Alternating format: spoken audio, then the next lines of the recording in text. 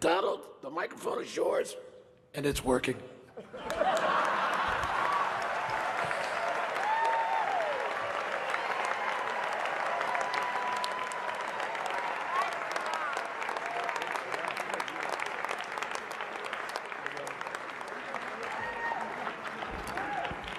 Thank you, Al. Wow. That was good. This is a hell of a dinner. Well, I want to thank Your Eminence. This is really great to be with you again. We love it. Governor Cuomo, our great senators. Hi, Chuck. He used to love me when I was a Democrat, you know.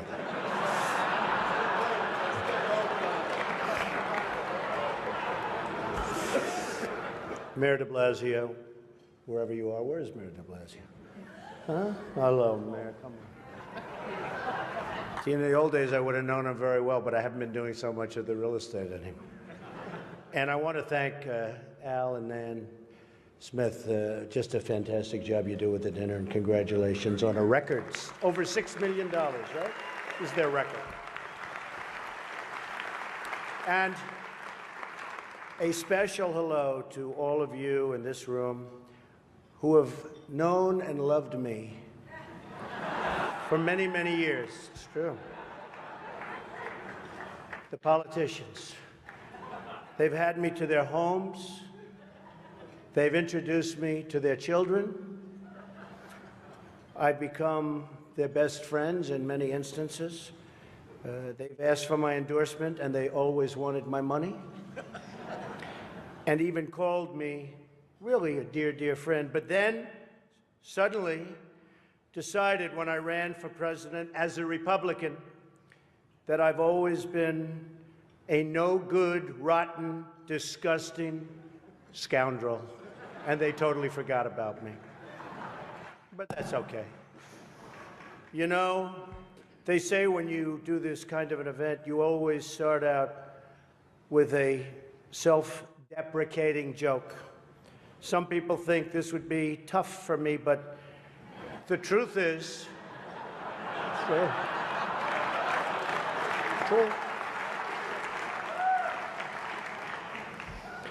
The truth is I'm actually a modest person, very modest.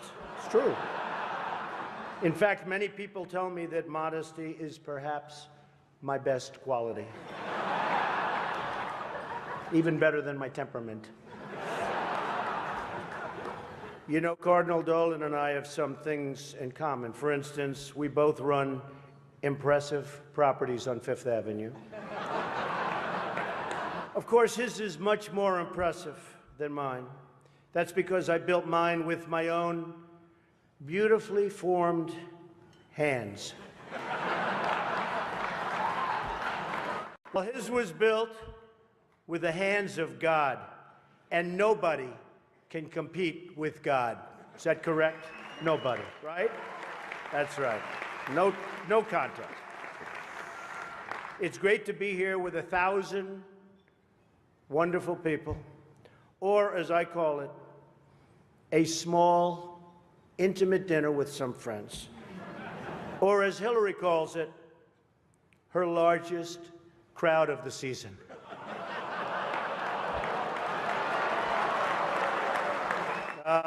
This stuff. This is corny stuff. I do recognize that I come into this event with a little bit of an advantage. I know that so many of you in the Archdiocese already have a place in your heart for a guy who started out as a carpenter working for his father. I was a carpenter working for my father.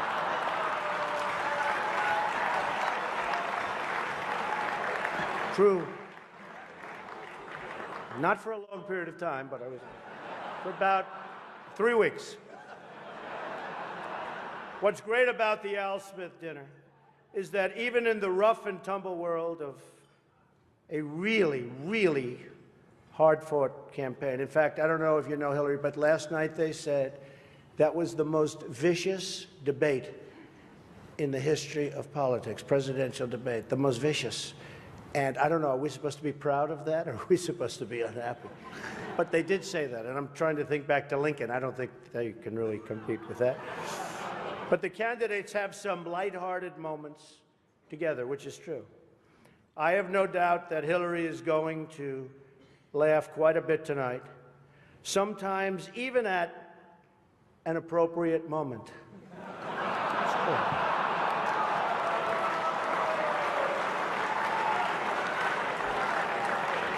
And even tonight, with all of the heated back and forth between my opponent and me at the debate last night, we have proven that we can actually be civil to each other.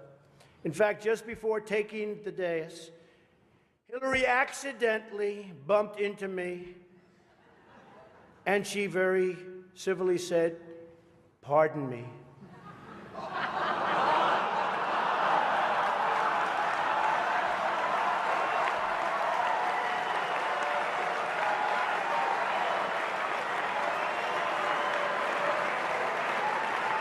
And I very politely replied, "Let me talk to you about that after I get into office."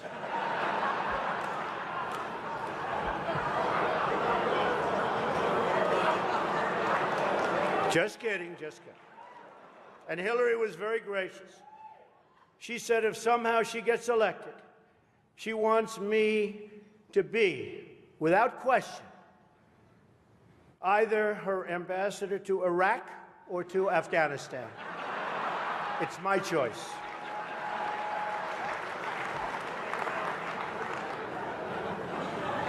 But one of the things I noticed tonight,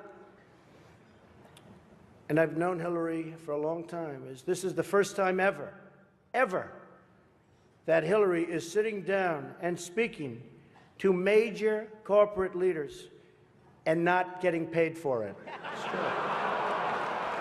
It's true. It's true. You know, last night, I called Hillary a nasty woman. But this stuff is all relative.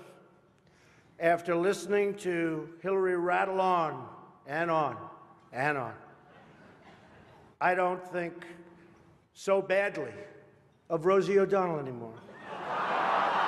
In fact, I'm actually starting to like Rosie a lot.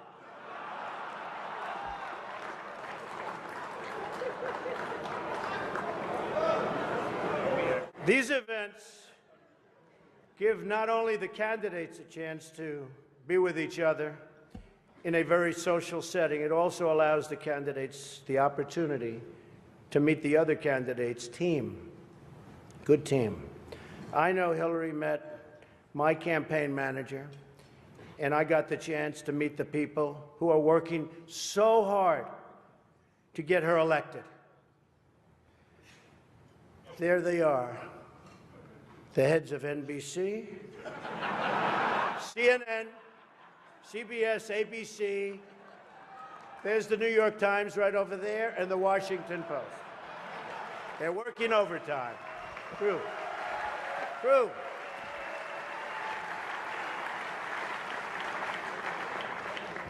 Oh, this one's going to get me in trouble. Not with Hillary. You know, the president told me to stop whining. But I really have to say, the media is even more biased this year than ever before. Ever. You want the proof? Michelle Obama gives a speech, and everyone loves it. It's fantastic. They think she's absolutely great. My wife, Melania, gives the exact same speech. And people get on her case. And I don't get it. I don't know why. And it wasn't her fault. Stand up, Melania. Come on. She took a lot of abuse.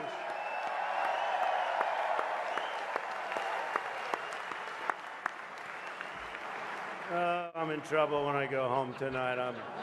She didn't know about that one. Am I okay? Is it okay? Cardinal, please speak to her. I'd like to address an important religious matter, the issue of going to confession, or as Hillary calls it, the 4th of July weekend with FBI Director Comey. Now, I'm told Hillary went to confession before tonight's event, but the priest was having a hard time when he asked her about her sins, and she said she couldn't remember 39 times. Nah. Hillary is so corrupt. She got kicked off the Watergate Commission. How corrupt you have to be to get kicked off the Watergate Commission. Pretty corrupt. Hillary is and has been in politics since the 70s. What's her pitch? The economy is busted. The government's corrupt. Washington is failing. Vote for me. I've been working on these problems for 30 years. I can fix it, she says. I wasn't really sure if Hillary was going to be here tonight, because I guess you didn't send her invitation by email. Or maybe you did, and she just found out about it through the wonder of WikiLeaks. We've learned so much from WikiLeaks. For example, Hillary believes that it's vital to deceive the people by having one public policy and a totally different policy in private. That's okay. I don't know who they're angry at, Hillary, you're right. For example, here she is tonight in public pretending not to hate Catholics.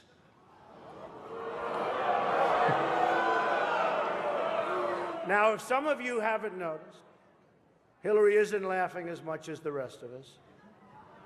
That's because she knows the jokes. And all of the jokes were given to her in advance of the dinner by Donna Brazil, which is, everyone knows, of course, Hillary's belief that it takes a village, which only makes sense, after all, in places like Haiti, where she's taken a number of them.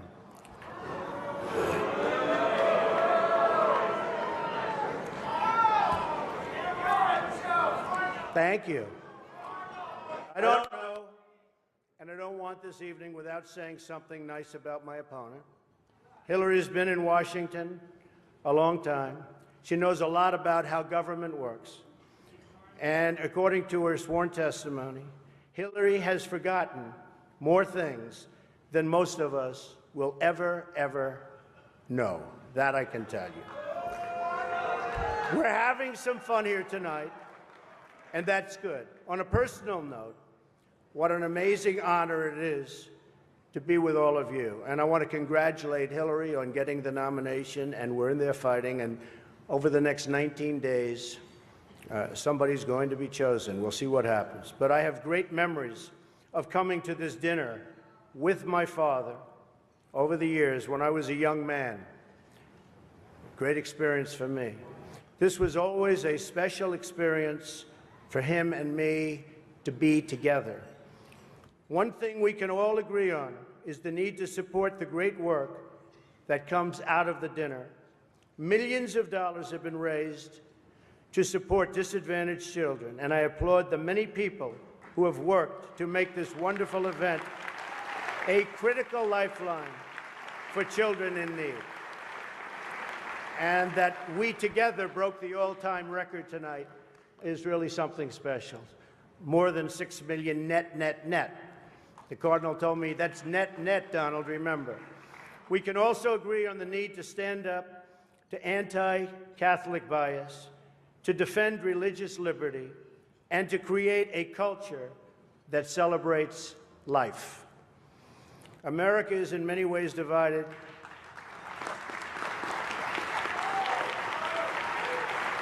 Thank you. America is in many ways divided like it's never been before. And the great religious leaders here tonight give us all an example that we can follow. We're living in a time and age that we never thought possible before. The vicious barbarism we'd read about in history books, but never thought we'd see it in our so-called modern-day world. Who would have thought we would be witnessing what we're witnessing today? We've got to be very strong, very, very smart, and we've got to come together, not only as a nation, but as a world community. Thank you very much. God bless you, and God bless America. Thank you. Thank you. Thank you very much. Thank you. Thank you very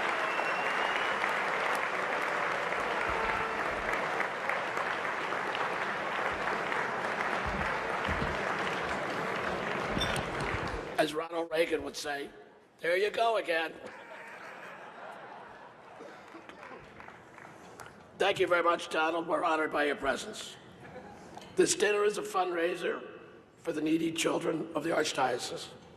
I'm pleased to announce that tonight we have raised $6 million.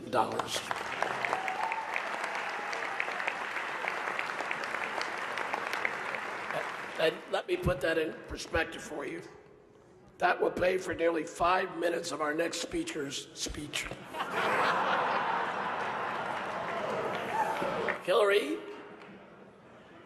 is a Democratic nominee for president, but it wasn't exactly a smooth ride. She had hope for it. She endured a tough primary challenge from that young centrist upstart Bernie Sanders. She endured questions about her health. Madam Secretary, I can't believe all these people said it wasn't presidential to catch pneumonia. Just look at William Henry Harrison. And she said things that she later had to take back. For example, Hillary really didn't mean it when she called half of Donald's supporters a basket of deplorables. To be fair, Donald didn't really mean it when he said he'd release his tax returns either. Secretary Hilton's career in public service is admirable. She has devoted her entire life to working for public service from Arkansas to Washington to New York. She has been a tireless advocate for children, and her attendance here tonight is one example of that. Ladies and gentlemen, please welcome Secretary Hillary Rodham.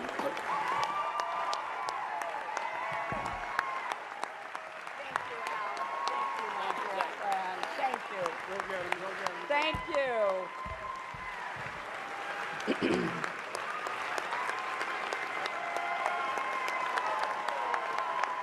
Thank you.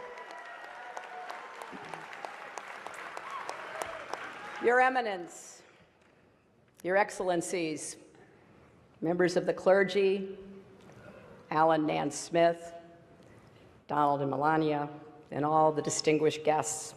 You know, earlier tonight, Al reminded me that when the first Al Smith ran for president, he chose as his running mate the progressive senator from Arkansas, Joseph T. Robinson, who was one of my husband's political heroes.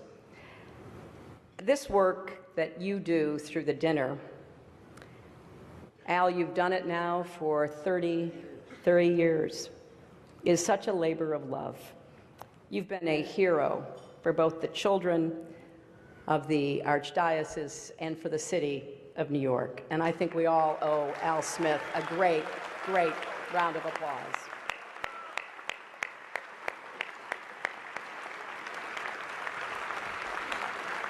This is such a special event that I took a break from my rigorous nap schedule to be here. And as you've already heard, it's a treat for all of you too, because usually I charge a lot for speeches like this. But for me, it was kind of ironic thinking about a fiery populist, Al Smith. If he were here today and saw how much money we've raised for needy children, he'd be very proud.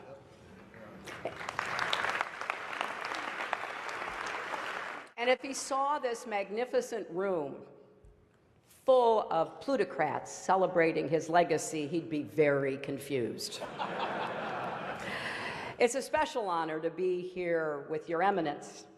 Now, I know, Your Eminence, you were criticized for inviting both Donald and me here tonight. And you responded by saying, if I only sat down with those who were saints, I'd be taking all my meals alone. Now, just to be clear, I think the Cardinal is saying I'm not eligible for sainthood. But getting through these 3 debates with Donald has to count as a miracle.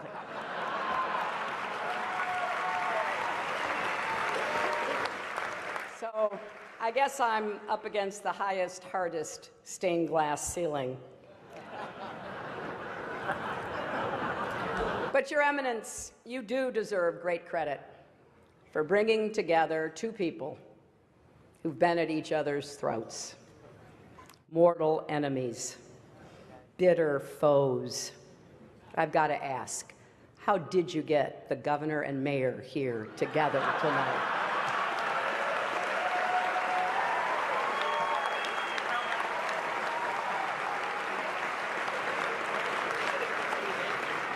Now, I've got to say, there are a lot of friendly faces here in this room, people that I've been privileged to know and to work with. I just want to put you all in a basket of adorables. And you look so good in your tuxes, or as I refer to them, formal pantsuits. And, you know, because this is a friendly dinner for such a great cause, Donald, if at any time you don't like what I'm saying, feel free to stand up and shout wrong while I'm talking. You know, come to think of it, it's amazing I'm up here after Donald. I didn't think he'd be okay with a peaceful transition of power.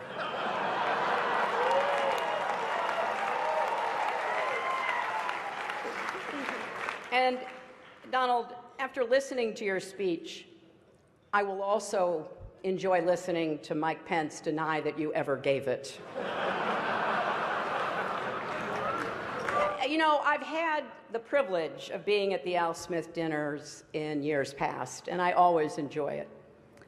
But remember, if you're not happy with the way it comes out, it must be rigged. And it's always a special treat for me to be back in New York, a city that I love and which I think truly embodies the best of America. You know, don't you think? People look at the Statue of Liberty and they see a proud symbol of our history as a nation of immigrants, a beacon of hope for people around the world. Donald looks at the Statue of Liberty and sees a 4. Maybe a 5 if she loses the torch and tablet and changes her hair. You know, come to think of it, you know what would be a good number for a woman? 45. But I digress. Now, I'm going to try my best tonight. But I understand I am not known for my sense of humor. That's why it did take a village to write these jokes. People say, and I hear them, I know, they say, I'm boring compared to Donald. But I'm not boring at all. In fact, I'm the life of every party I attend, and I've been to 3. And when the parties get out of hand, as occasionally they do, it's important to have a responsible chaperone who can get everyone home safely. And that is why I picked Tim Kaine to be my vice president. Now, you notice there is no teleprompter here tonight, which is probably smart because maybe you saw Donald dismantle his prompter the other day. And I get that. They're hard to keep up with, and I'm sure it's even harder when you're translating from the original Russian.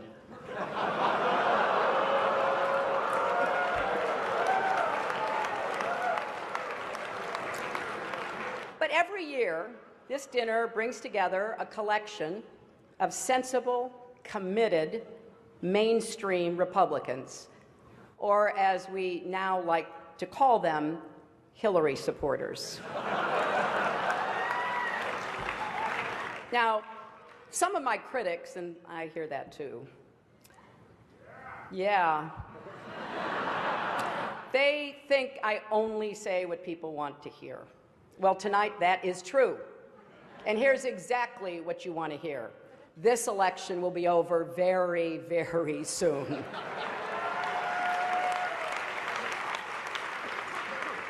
And look at this dais. We got Charlie Rose and Maria Bartiromo and Chris Matthews and Gayle King and Norah O'Donnell and Katie Couric.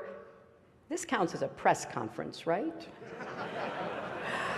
It is great also to see Mayor Bloomberg here.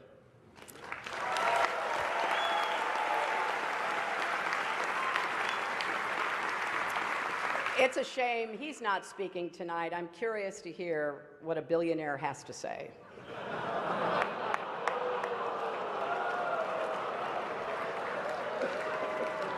And look else at the dais. We've got the Honorable Chuck Schumer, the Honorable Andrew Cuomo, the Honorable Mike Bloomberg, the Honorable Bill de Blasio, the Honorable David Dinkins, and so many other wonderful elected officials. And we have Rudy Giuliani. Now,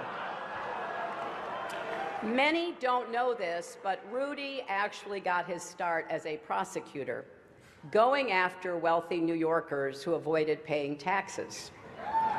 But as the saying goes, if you can't beat him, go on Fox News and call him a genius. So as I've said, we've now had our third and thankfully final debate. Sharing a stage with Donald Trump is like, well, nothing really comes to mind. There is nothing like sharing a stage with Donald Trump. Donald wanted me drug tested before last night's debate. And look, I gotta tell you, I am so flattered that Donald thought I used some sort of performance enhancer. Now, actually, I did. It's called preparation.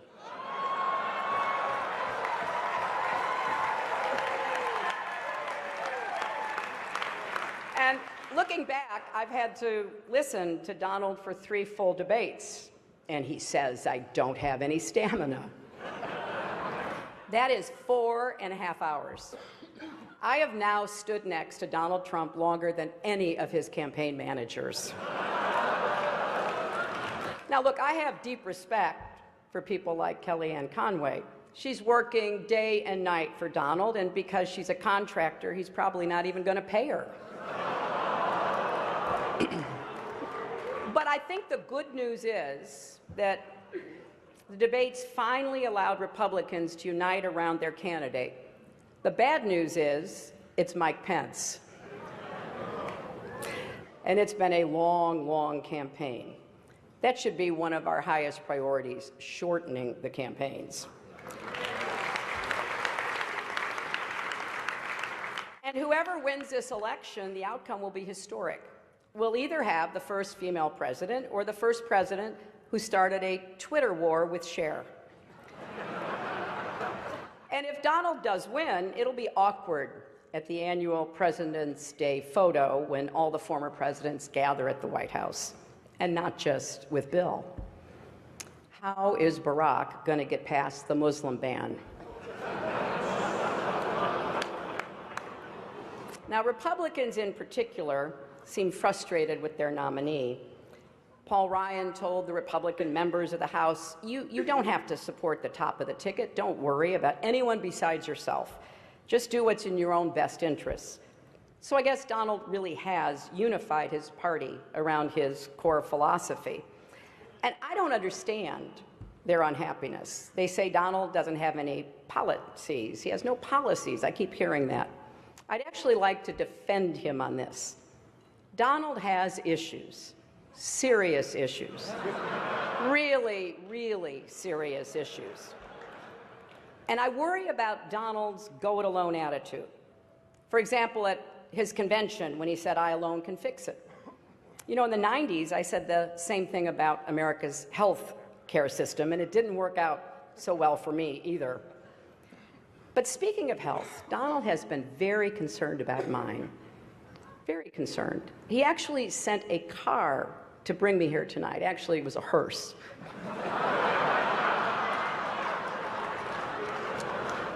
But I kind of want to just put the information out there so everybody can draw their own conclusions and you can judge our relative health. We've each released our medical records. My blood pressure is 100/70. His is unbelievably great. My cholesterol is 189.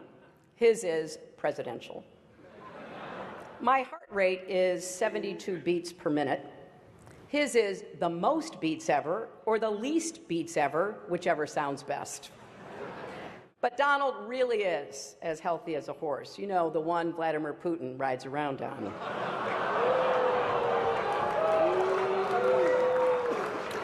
But I can say without fear of contradiction tonight that I will be the healthiest and youngest woman ever to serve as president.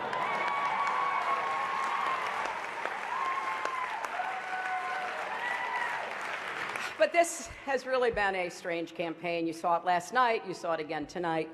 Donald has attacked me for a life in public service, and I didn't get that at first. I kind of get it now. As he told Howard Stern, he doesn't like it when women have been around for more than 35 years. But Donald, we have so much more in common than actually you may realize. For example, I've tried to inspire young people by showing them that with resilience and hard work, anything is possible, and you're doing the same. A third-grade teacher told me that one of her students refused to turn in his homework because it was under audit. And here's another similarity. The Republican National Committee isn't spending a dime to help either one of us. So tonight, let's embrace the spirit of the evening. Let's come together, remember what unites us, and just rip on Ted Cruz.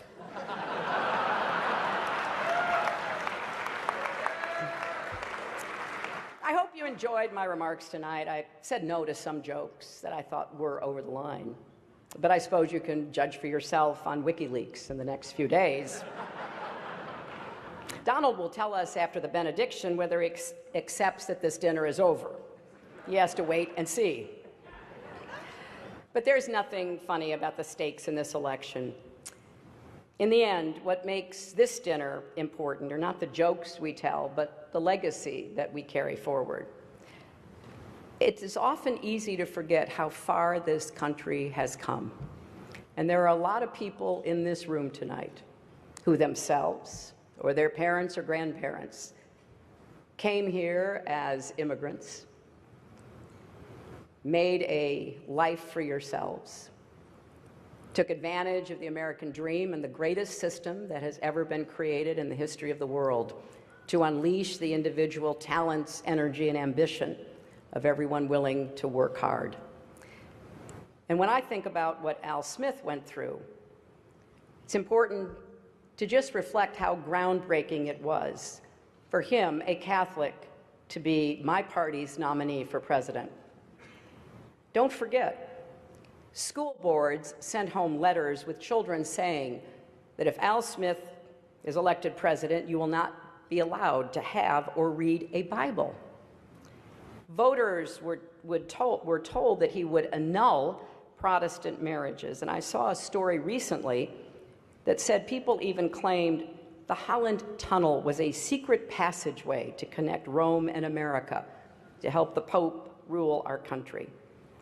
Those appeals to fear and division, can cause us to treat each other as the other. Rhetoric like that makes it harder for us to see each other, to respect each other, to listen to each other, and certainly a lot harder to love our neighbor as ourselves. I believe how we treat others is the highest expression of faith and of service. Now, I'm not Catholic, I'm a Methodist, but one of the things that we share is the belief that in order to achieve salvation, we need both faith and good works. And you certainly don't need to be Catholic to be inspired by the humility and heart of the Holy Father, Pope Francis, or to embrace his message.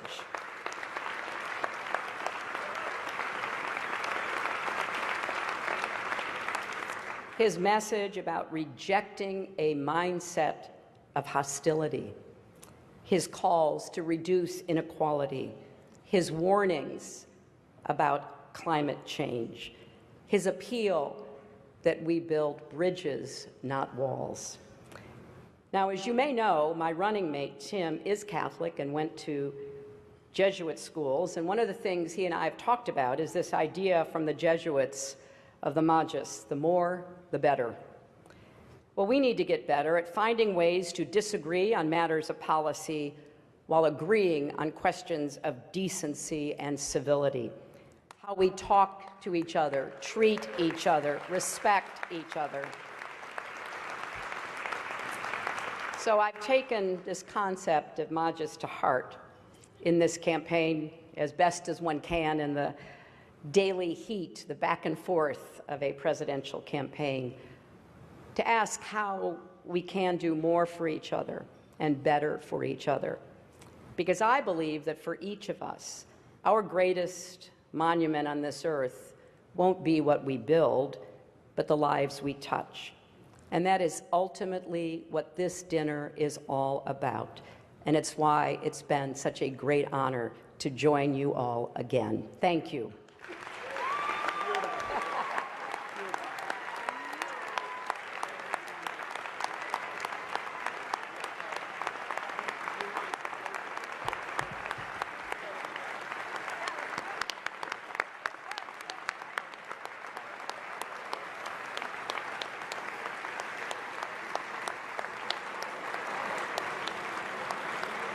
Hillary, thank you very much. That was terrific. An observation. I did see the candidates reach across a great divide tonight and shake hands. I think we should nominate Cardinal Dolan for the Nobel Peace Prize. What do you think? It is my honor to present Cardinal Dolan. Your Eminence.